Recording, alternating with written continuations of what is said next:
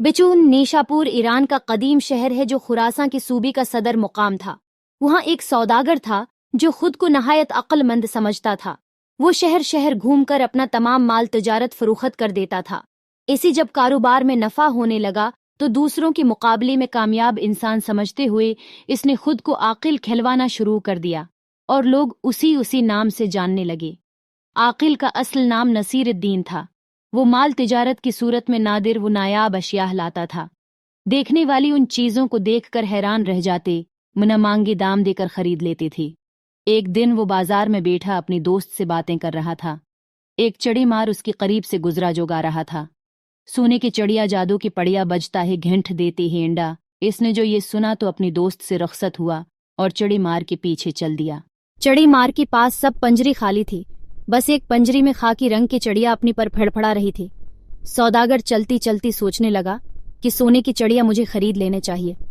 अगर ये वाकई सोने का अंडा देती है तो फिर मुझे इतनी मेहनत नहीं करना पड़ेगी।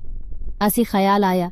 बचपन में उसकी दादी उसकी माँ को मेके जाने पर कहा करती थी, तुम क्या सोने की चिड़िया हो जो मेके चले गए तो मेरा बेटा गरीब हो जाएगा।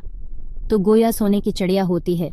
बस इसकी ये ख्वाहिश थी, काश उसके पास वो चिड़िया हो। चिड़ी मार को रोकते हुए सौदागर ने कहा, भाई क्या ये वाकई सोने की चिड़िया है? ये तो आम से चिड़िया लग रही है। चिड़ी मार ने उसे ऊपर से नीचे तक देखा और जान गया कि कोई बेवकूफ शख्स है जो अमीर होना चाहता है। इसने यकीन दिलाया, भाई चिड़िया नहीं, जादू की पड़िया है।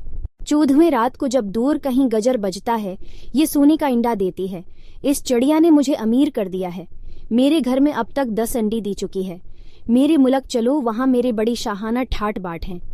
मैं इसी नहीं बेचता, मगर ये अपनी मालिक को सिर्फ 10 अंडी देती है। इसके बाद अगर कोई उसे खरीद ले फिर उसके पास मजीद 10 अंडी दूसरी मालिक को देगी।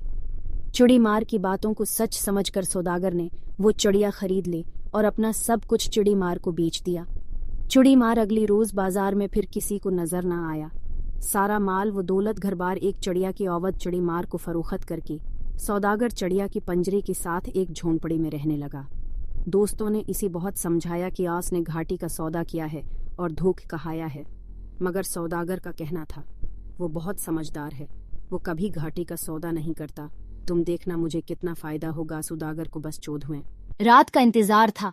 आखिर वो रात आ गई। सौदागर बहुत खुश था कि उसकी चिड़िया आज सोने का अंडा देगे। पूरी रात जागता रहा। चिड़िया पंजरी में कभी सोती और कभी फड़फड़ाती रहते।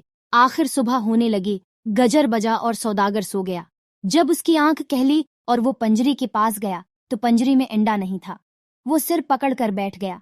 बहुत पछताया और उसने सबक सीखा, गैर जरूरी खुद एतिमादी गुरूर वो तकबर कभी कभार इंसान को पछताने पर मजबूर कर देता है।